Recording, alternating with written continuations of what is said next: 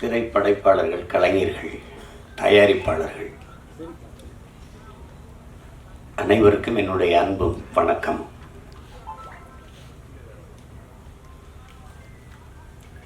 சல்லியர்கள் அதை படம் என்று சொல்வது அவ்வளவு பொருத்தமான சொல்லல்ல. அது படம் இல்லது, ஒரு வரலாற்று ஆவணம். அது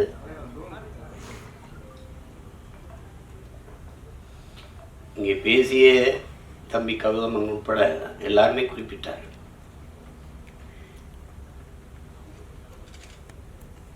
ஒரு வரலாற்றை மறந்துவிட்ட இனம் வாழாது. வேற இழந்த மரமும் வரலாற்றை மறந்த இனமும் வாழாது. தன்னின வரலாறு தெரியாத எந்த இனமும் எழுச்சி வர முடியாது. எங்கள் இனத்திற்கென்று வரலாறே கிடையாது. ஏன்னா வரலாற்றை படைப்பவனுக்கு வரலாற்றை எழுத நேரம் இருக்க.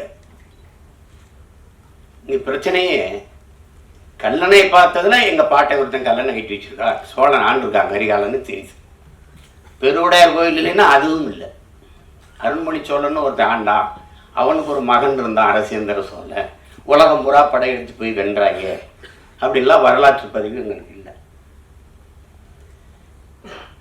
இப்போதைக்கு இருக்கிற முன்னோர்கள் தீரன் சின்னமலைக்கோ, மருதுபாண்டிக்கோ, பூலித்தேவனுக்கோ, வேலு நாச்சியாருக்கோ அவங்களுக்கும் ஒன்றும் இல்லை. பாட்டனார் அழகுமுத்துக்கோனை பற்றி பேசலாம்னு படித்தா 30 பக்கம் இருக்குது. அதில் கடைசி 3 பக்கம் தான் அவரை பற்றி செய்கிறது. எல்லாம்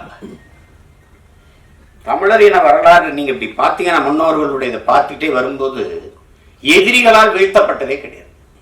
எல்லாம் உடன் பிறந்த ரத்த துரோகங்களை தான் தோக்கடிக்கப்பட்டது. கடைசி எங்கள் தலைவர் உட்பட எல்லாமே. நீங்கள் வேலுநாச்சியாரா அங்கே ஒரு துரோகம், மருதுபாண்டியாரா அங்கே ஒரு துரோகம், தீரன் சின்னமலையா கூட இருக்கிறவனே செஞ்ச துரோகம், பண்டார வண்டியானா அவனை என் சொந்த ரத்தக்காரனே எங்களுக்கு துரோகம் பண்ணி இப்படி தோத்ததான் எங்களுடைய இந்த படிப்பினை. ஏன் தேவைப்படுது அப்படின்னா, அது கற்றறிவை விட பட்டறிவு மேலானதுங்க. அதனாலதான் அது அண்ணல் அம்பேத்கர் வரலாற்றை படிக்காதவன் வரலாற்றை படைக்கவே முடியாதுங்கிறார்.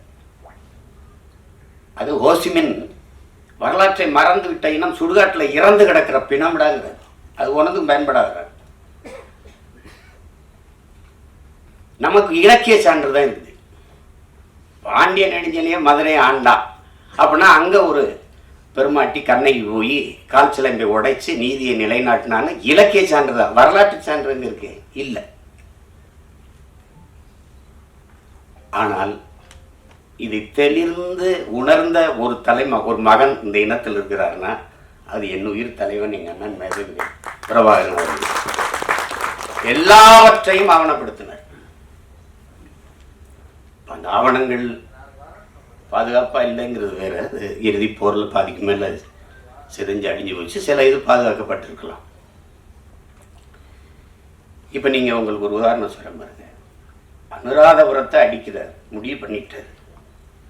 21 போராளிகள் போறாங்க, கரும்புலி மறவர்கள்.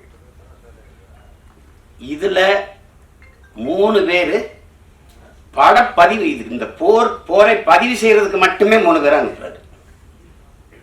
உன் உடன் பயிற்சி எடுத்தவன், உடன் பிறந்தவன், இது ஒரே நோக்கத்துக்காக நிற்கிற ஒரு தாய் பிள்ளைகள் அவன் மூடி செத்துட்டா கூட அவன் போய் தூக்குறதுங்கிறதுலாம் வேலை இல்லை.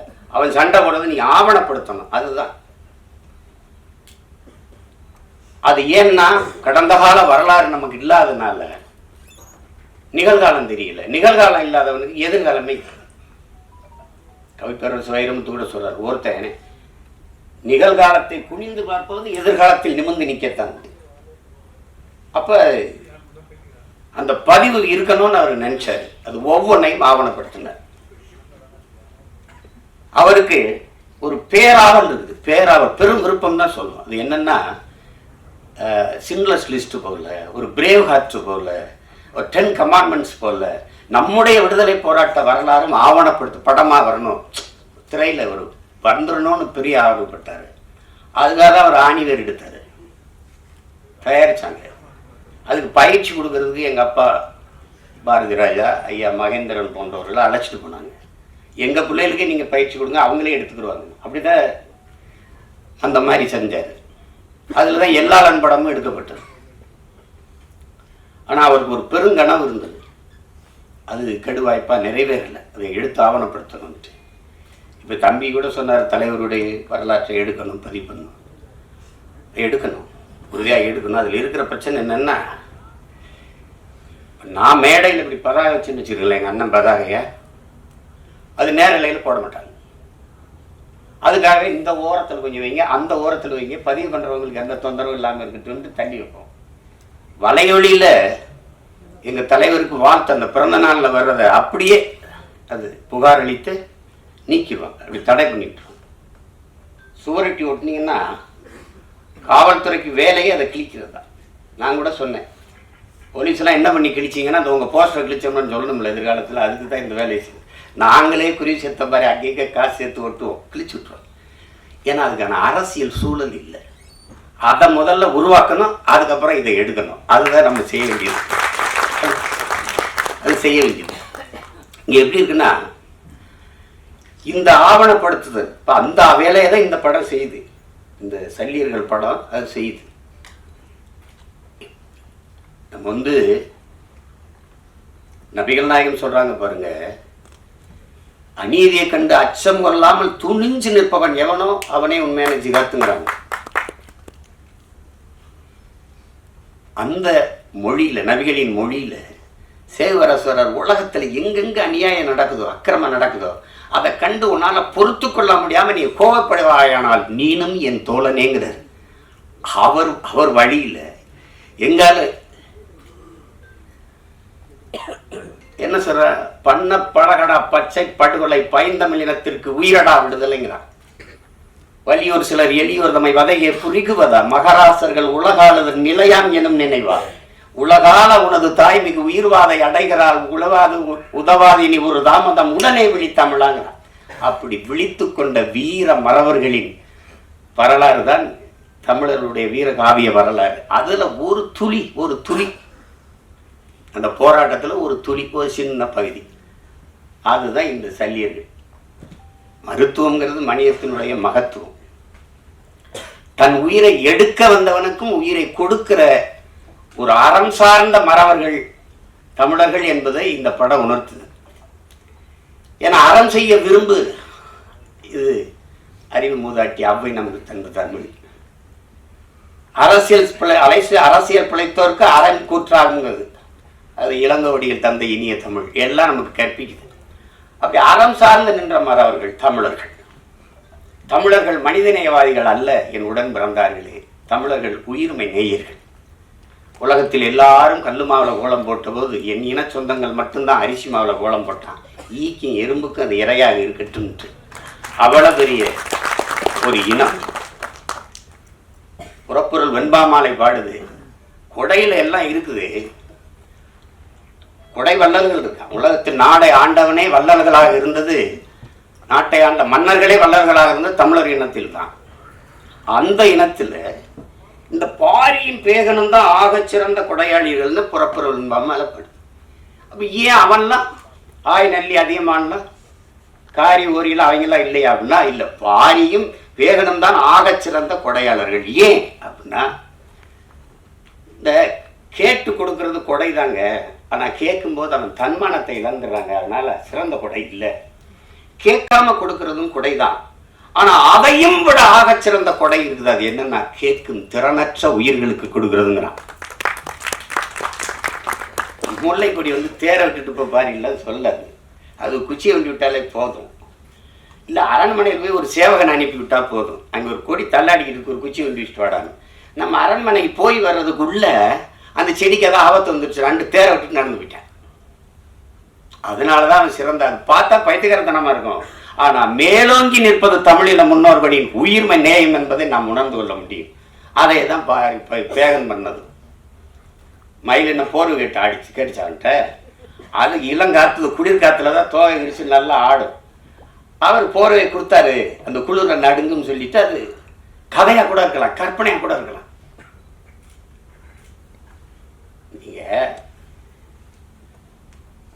அவனூரார் பாடுது.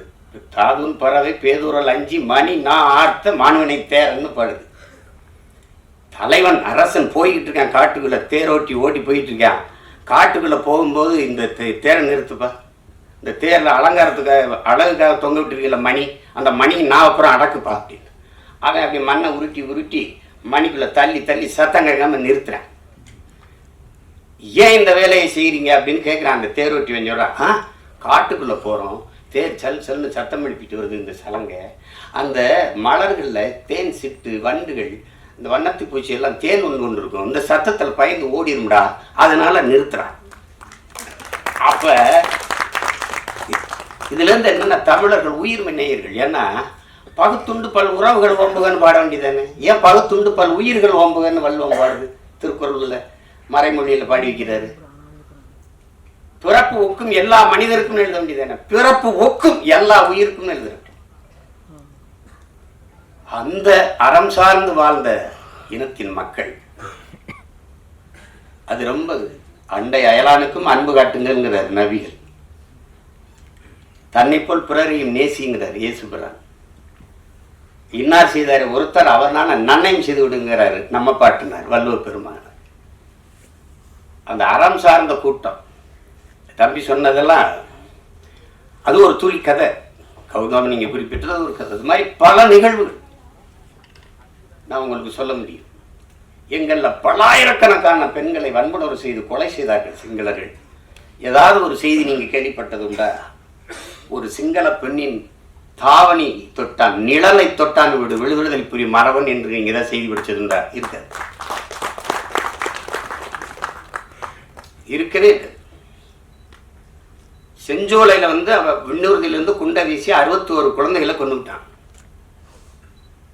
நம்மகிட்டே விண்ணூர்தி இருக்கு, பறந்து போய் அவன் பள்ளிக்கூடத்தில் போட்டிருக்கலாம், செய்ய மாட்டார், செய்யல. கட்டுநாயக்கா விமானப்பட தளத்தை தகர்க்கிறார். ஏன் பொது விமான தளத்தில் குண்டு போட எவ்வளவு நேரம் ஆயிருக்கும்? போடல, செய்ய மாட்டார். ஏன்னா அறம் சார்ந்து வாழ்ந்து நின்ற மறவன் பிரபாகரன் என்றது. அவர் தெளிவந்தால் என்னுடைய எதிரிகள் சிங்கள மக்கள் அல்ல, என் இனத்தை கொன்று குவிக்கிற சிங்கள ராணுவம் தான். அது தெளிவா இருந்தார். இந்த படம் பிரம்மாண்டமா எடுக்கப்பட்டிருக்கலாம்னா எடுக்கப்பட்டிருக்கலாம். ஆனா இந்த உணர்வை சிதைக்காம கடத்திட்டாங்க. அதுல பிரம்மாண்டம் தேவைப்படல, ஒன்றும் தேவைப்படல. இப்படி ஒரு படத்தை தயாரிக்கணும்னு நினைச்ச முதல்ல படம் போட்ட ராவணன், அவர் இன்னொருத்தர் சொல்றாரு, அவரு நேசமணி ராஜேந்திரன், தம்பி கரிகாலன், அப்புறம் என் தம்பி கருணாசன். அதை ஒரு முன்னோட்டத்தை காட்டினேன். அப்பவே சொன்னேன், நல்லா வந்திருக்கேன். கிட்டு என்னுடைய தம்பி,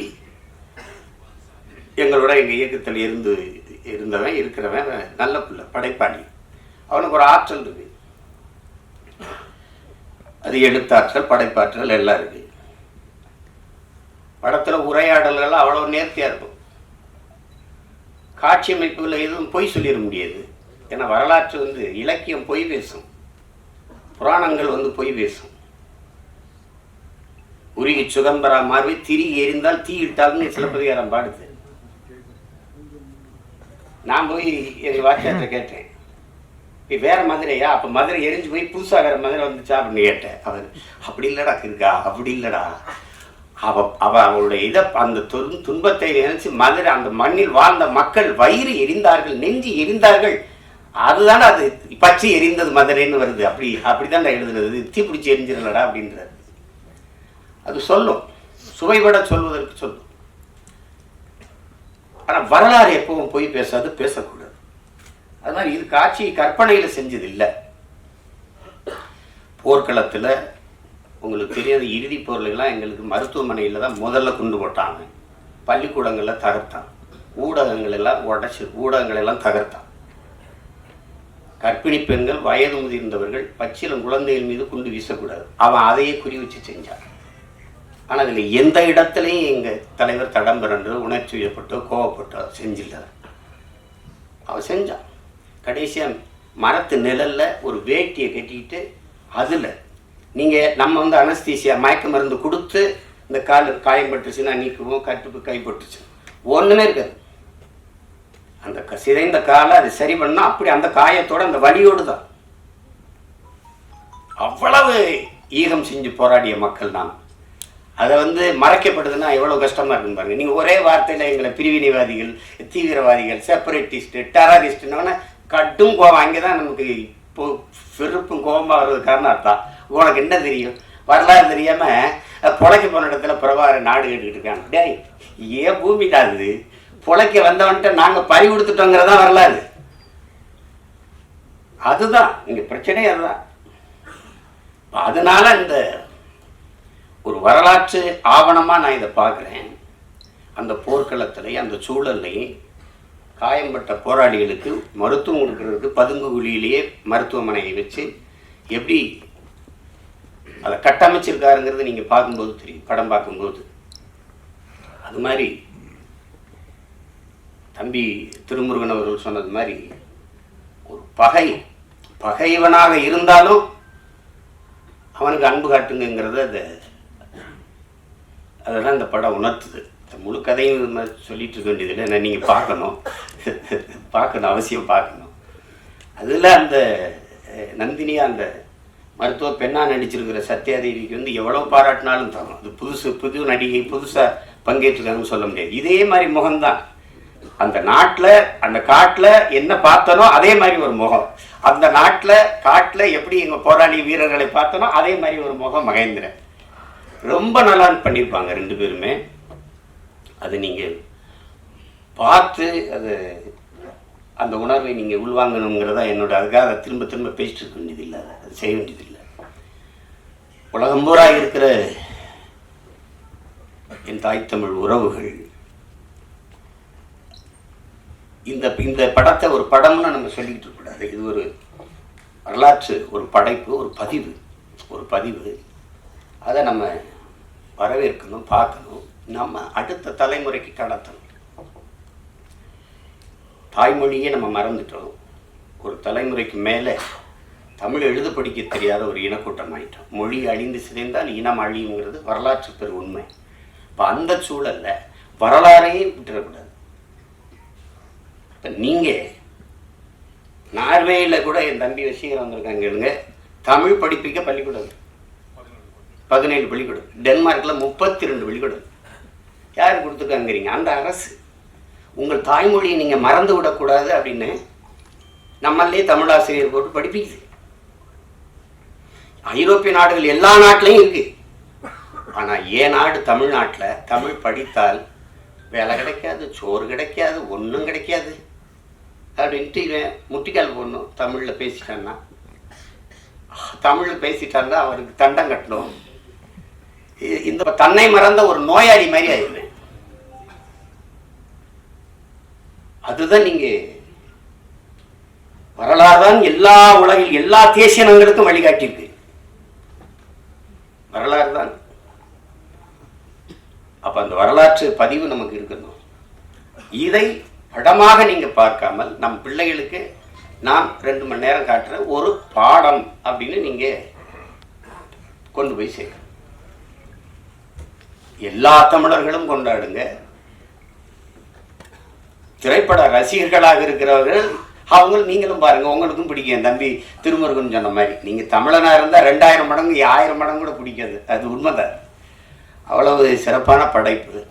இதுல என்ன பங்கேற்றுக்கிறதெல்லாம் எல்லாம் என் தம்பிகளா இருக்கிறதுனால ஒரு நெகிழ்ச்சி, நமக்கு மகிழ்ச்சி. அது அளவு கிடந்த மகிழ்ச்சி கிட்டு அவன் செஞ்சதுல இது ரொம்ப நேர்த்தியான ஒரு இது.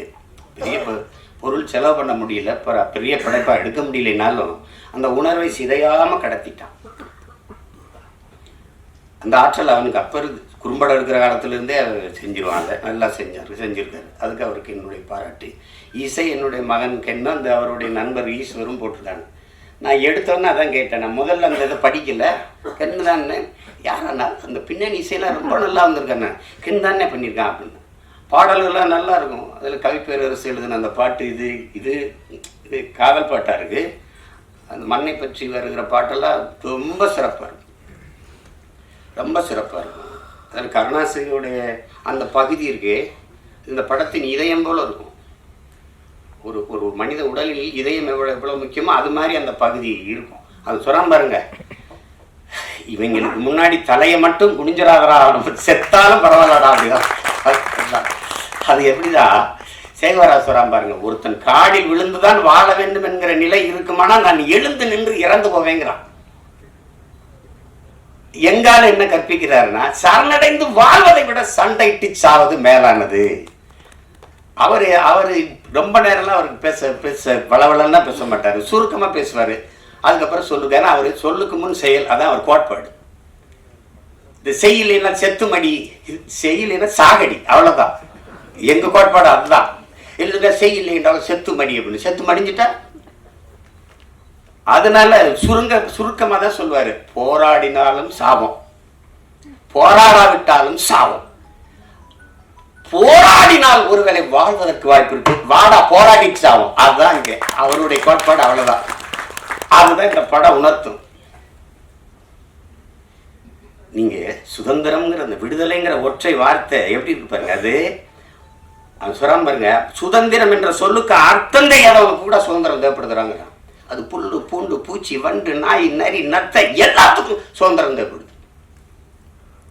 அப்படின்னா மான தமிழ் மக்களுக்கு தேவையில்லையா? அது மானம், வீரம், அறம் மூன்றும் உயிரென்று வாழ்ந்த இனத்தின் கூட்டம் தமிழர்கள். நாம் அடிமையா வாழ்ந்து செத்தம்னு வரலாற்றில் பதிவுறது மாதிரி ஒரு கொடுமை இருக்கா? அது அப்புறம் கதை, அது அப்புறம் பேசுறோம், அதுக்கு இது இடம் இல்லை. அதனால இங்க வந்திருக்கிற மதிப்புமிக்க ஊடக பெருமக்கள், ஊடகவியலாளர்கள், ரொம்ப பெரிய பெரிய இவங்கெல்லாம் வந்திருக்கிறீங்க, முன்னவர்கள்லாம். என்னுடைய அண்ணன் தானவர்கள், அண்ணன் தேனப்பனவர்கள்லாம் வந்து வாழ்த்தி சென்றிருக்காங்க. இதில் என்னென்னா, நீங்கள் இந்த படத்தை காட்டினாரா இல்லையான்னு தெரியல, ஒரு தடவை நீங்கள் தயவு செய்து பாருங்கள், பார்த்துட்டு அதை நல்லபடியாக கொண்டு போய் சேருங்க. இது எல்லாரும் பார்க்கணும். இப்போ நாங்கள்லாம் வந்து சில படங்களை அயோத்தி பார்த்துட்டு, கடைசி விவசாயி பார்த்துட்டு, அதெல்லாம் வந்து எவ்வளோ வேலை இருந்தாலும் அதை போய் பார்த்தது ஒரு கடமையாக, அதை எப்படியாவது எல்லாரும் பாருங்கள், ஆதரவு கொடுங்க அப்படின்னு சொல்கிறது காரணம் வந்து, சிலர் அதை ஒரு பொருட்படுத்தாமல் கடந்து போயிடக்கூடாது. இது இப்போ சித்தான்லாம் ஒரு படம் பார்த்தேன், பார்க்க கூப்பிட்டாங்க, நேரம் எல்லாம் போயிட்டுது. அன்றைக்கி தான் இது இலக்கியத்தில் பார்த்தேன், நல்லா பண்ணியிருக்கிறாங்க. அருமையான படங்கள்லாம், சின்ன சின்ன படங்கள் நல்லா வருது, பெரிய பொருள் செலவுலாம் இல்லை. இப்போ கூட ஒரு படத்தை சொன்னாங்க, ஆனால் மழை வெள்ளத்தில் சரியாக ஓடலை, நான் பார்க்கிங்க ஒரு படம், அது நல்லா இருக்குன்னாங்க. அப்போ அந்த படத்தை பார்க்கணுன்னு நீங்கள், நாங்கள் வீட்டை விட்டு வெளியில் வர முடியல, 4 நாள் தண்ணிக்குள்ள நடக்கிறோம், அப்புறம் இதுட்டு படம் பார்க்குறது. எங்கள் படமே பெரிய படமாகி போயிடுச்சு, அதனால் அது கடினமாயிடுச்சு. அந்த மாதிரி போயிடக்கூடாது, கடந்து போயிடக்கூடாது. சல்லியர்கள்னு ஏதோ ஒரு இது என்ன இப்படி இருக்குது, அப்படி இந்த இதெல்லாம் யாருப்பா அந்த நடிகர்கள்லாம் நினச்சி நீங்கள் இதை தவிர்த்து விட்டு போயிடக்கூடாது மக்கள். அதனால் அவங்க கவனத்தை எடுத்து இதுக்கு ஆதரவு விடுங்கன்னு சொல்ல வைக்கணும். அதுதான் இதில் முக்கியம். அது உலகம் முழுமைக்கு இருக்கிற என் தமிழ் சொந்தங்கள் வந்து எங்களுக்கு இதை உறுதியாக ஆதரித்து பெரிய அளவிற்கு கொண்டு போய் சேர்ப்பார்கள் என்று நான் நம்புகிறேன். அதுக்காக என் நம்பி வசீகரன் சொன்ன மாதிரி, இங்கே இருக்கிறவங்களாம் சொன்ன மாதிரி, நானும் அதுக்கு முழு ஒத்துழைப்பையும் கொடுத்து உதவுவேன். தான் அந்த இது வந்து போய் சேர்க்கும். எங்கள் பிள்ளைகளுக்கு தெரியும், இப்போ என் மகனுக்கு தெரியணும்ல, பெரிய பண்ணா யார், நான் மட்டும் மாவீரன் பிரபாகரன் பேரை வச்சுட்டா மட்டும் போதாதுல, அவளுக்கு தெரியணும்ல. அது என் தங்கச்சி வந்து ஆஸ்திரேலியாவிலேருந்து வந்துச்சு, அது வெள்ளைக்கார பொண்ணு, எங்கள் தம்பியை கல்யாணம் பண்ணிடுச்சு, ஈழத்து தம்பி. அது வந்து பேசுகிறது, அண்ணா பையனுக்கு என்னென்ன பேருன்னா மாவீரன் பிரபாகரன், அண்ணா இமிகிரேஷன் அது என்னவே விட மாட்டேங்கிறான், அவனை எங்கிட்ட விட போறான். இமிகிரேஷன்ல சிக்கணும், அவ்வளவுதான், ஒன்றும் பண்ண முடியாது. அது அந்த மாதிரி அது தெரியணும். அப்போதான் என் பிள்ளைகளுக்கு யார் அவங்க பெரியப்பார் யாருன்னு தெரியணும், தலைவர்னா யாருன்னு தெரியணும். ஒரு இனம் யார் தலைவனே தெரியாமல் தட்டுக்கிட்டு நிற்கிது, அதான் ஒரு கொடுமை. நான் பெருமைக்கு சொல்லலை என் உடன் பிறந்தார்களே, மதிப்புமிக்க பெருமக்களே. இந்த நாட்டை 4 முறை 5 முறை ஆண்ட நிர்வாக தலைவர்களைப் போல என் தலைவனுக்கு ஒரு 5 ஆண்டு நிர்வாகம் செய்கிற காலம் மட்டும் இருந்திருந்தால் உலகத்தின் தலை சிறந்த வல்லாதிக்க நாடாக எங்கள் தமிழீழ நாட்டை கொண்டு வச்சிருந்தார். சிங்கப்பூரை தாண்டி கொண்டு போயிருப்பார். கடைசி வரை ஒரு கெடு வாய்ப்பு, போர்க்களத்தில் நிற்கிற போராளி தலைவனாக இருக்க வேண்டியதாக ஆயிடுச்சு. விடுதலை அடைந்து ஒரு 5-10 ஆண்டு இருந்திருந்ததுன்னு வச்சுக்கிறோங்க, அவ்வளவுதான், எங்கேயும் கொண்டு போய் சேர்த்துருப்பாரு. அவ்வளவு கனவு வச்சிருந்தார். 200 ஆண்டுகள் கழித்து என் இனம் எப்படி வாழணுங்கிற ஒரு பெருங்கனவு. ஆல்பர்ட் ஐன்ஸ்டீன் சொல்றான்ல, உலகத்தில் யாராலும் சுமக்க முடியாத பெருங்கனவை நீ சுமந்து நின்றுடா, அதான் உலகத்தில் எல்லாத்தையும் விட பெரியதுன்றான். அப்படி ஒரு பெருங்கனவை வச்சிருந்தார், தன் இனத்தின் விடுதலைங்கிற ஒரு பெரிய கனவு. அது நிறைவேறல. அவர் பிள்ளைகள் நாங்களாவது அதை நிறைவேற்றணும், அதுக்கு தான் அரும்பாடாட்டி கொண்டிருக்கிறோம். அதில் அவரவர் பங்குக்கு. என் தம்பி கருணாஸ் சொல்கிறான்ல, கென்னுக்கு நான் இதை தான் விட்டு போகிறேன், இந்த படத்தை தயாரித்து வைக்கிறது. அது மாதிரி நான் அவனுக்கு பெரிய பாடே அந்த இதில் நான் அவனை பாராட்டலடா, அதான் நான் உனக்கு தர சொத்து அப்படின்னு சொல்ல வேண்டியதுதான். அதில் என் தம்பி கிட்டு எவ்வளோ பாராட்டினாலும் தரும். அது நேர்த்தியாக செஞ்சுருக்காங்க. சிலது எப்படி செய்கிறேன்னு தெரியாது, அதை தொடக்கூடாது, ரொம்ப உணர்வுபூர்வமானது. அதை போய் தொட்டால் அது தேவையில்லாத இது வரும். நீங்கள் 1000 நாய் இருந்தாலும் ஒரு கல் எடுத்துருந்தீங்கன்னா ஓடும். ஆனால் உருவத்தில் சின்னதாக இருக்கிற தேன்கூட்டில் ஒரு கல் எடுத்துருந்தீங்க நீங்கள் தான் ஓடுவீங்க. அது நீங்கள் 1000 பேராக இருந்தாலும் ஓடுவீங்க. அது மாதிரி இது ரொம்ப உணர்வுபூர்வமானது. அதை தொடும்போது கவனமாக தொடும், இல்லைன்னா சிக்கலாயிரும். அது தேவையில்லாத ஒன்று. அதனால தான் அதை தொடாதீங்க, தொட்டால் கவனமாக செய்யுங்க, எல்லாம் தெரிஞ்சுக்கிட்டு செய்யுங்க அப்படின்னு நம்ம சொல்கிறது காரணம். அதனால் கவனமாக அந்த விடுதலை போராட்ட வீரர்களை பெருமைப்படுத்துகிற மாதிரி, எங்களுடைய மருத்துவ பிள்ளைகளை பெருமைப்படுத்துகிற மாதிரி இந்த பதிவை என்னுடைய தம்பிகள் கருணாசு கிட்டும் செஞ்சுட்டாங்கங்கிறதுல எனக்கு பெருமை. ஒளிப்பதிவாளர் சிவி சதாசிவா, அந்த கலை இயக்குனர் முஜிபுர் ரஹ்மான் எல்லாருமே நல்லா பண்ணியிருக்காங்க. அப்புறம் அந்த சண்டையெல்லாம் வடிவமைச்சது யாரான்னு கேட்டேன். அவர் பேர் பிரபாகரன்னா. அப்போ நல்லா வேற வடிவமைப்பு அது இருக்கும். அதனால தான் அது சொல்கிறேன். வீரராஜ் பத்தாக்குறைக்கு எல்லாமே சிறப்பாக அமைந்திருக்கு. நீங்கள் பார்த்துட்டு நீங்கள் பேராதரவு கொடுங்க. உலகம் முழுமைக்கும் வாழுகிற என் அன்பு தமிழ் சொந்தங்கள், தாயகத்திலே வாழுகிற தமிழ் உறவுகள் எல்லாரும் இதற்கு முடிந்தவரை இந்த படத்தை பார்த்து உங்களுடைய ஆதரவையும் அன்பையும் அதுக்கு காட்டுங்கள். மற்றபடி படம் வென்ற பிறகு மறுபடியும் ஒரு விழா வச்சு நம்ம மறுபடியும் சந்திப்போம். என்னடா தம்பி, உங்கள் அனைவருக்கும் என்னுடைய அன்பும் வணக்கமும். நன்றி.